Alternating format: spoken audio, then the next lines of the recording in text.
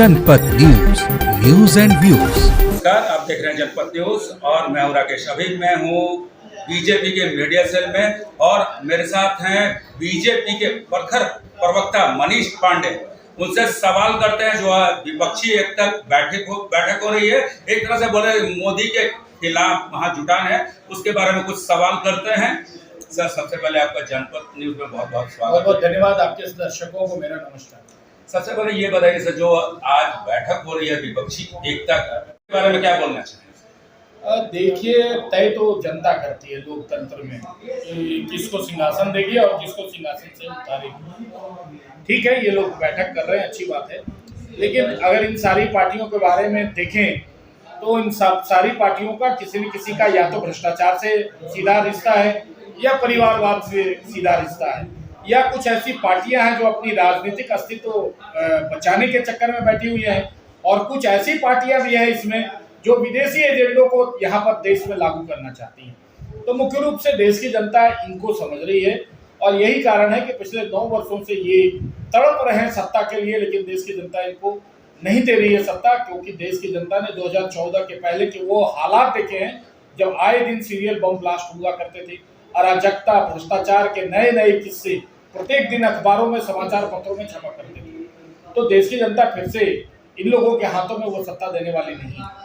Sir, ये बताइए कि अभी सूत्रों के हवाले से पता चला है कि नीतीश कुमार को विपक्षी दलों की संयोजक एक तरह से बना दिया गया। इससे बीजेपी जो चुनाव आ रहा है 2024 का, उसका कुछ असर पड़ेगा? नहीं, ये तो आप बहुत अच्छा खबर दे रहे हैं, मेरी तो शुभकामना। और मैं सुबह से यही सोच रहा था, क्योंकि आज सुबह से वो मैं जितने भी वीडियो फुटेज न्यूज चैनल पे देख रहा था, उस सब में बेचारे नीतीश जी जिस नेता को रिसीव करने के लिए गुलदस्ता देने जाते थे, उस सब का कार्यकर्ता उनको धकिया देता था।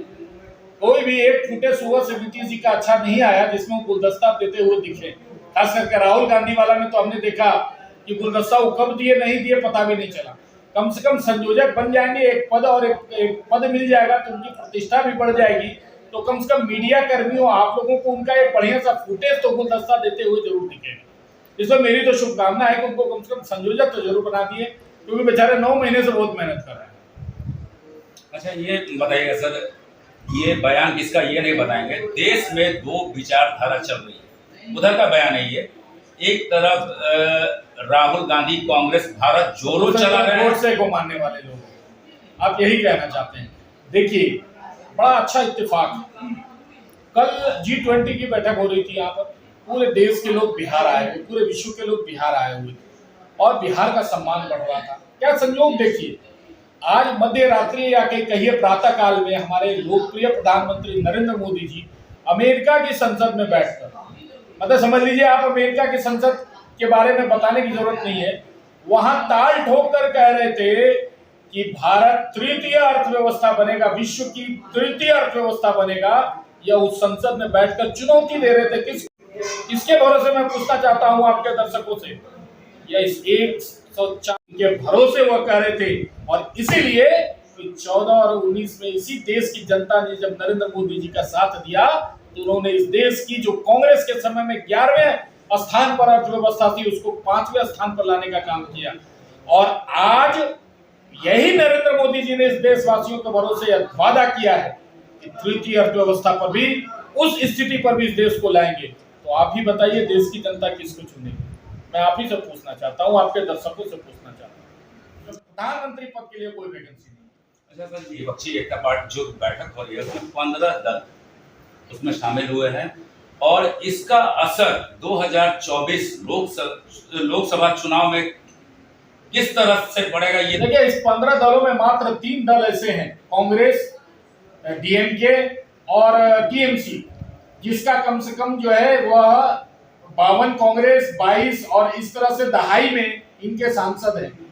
बाकी जितने भी दल हैं उन सब के, आरजेडी के तो एक भी नहीं है, ऐसे कई दल हैं जिनके सांसद भी नहीं है लोकसभा में आज की तारीख में।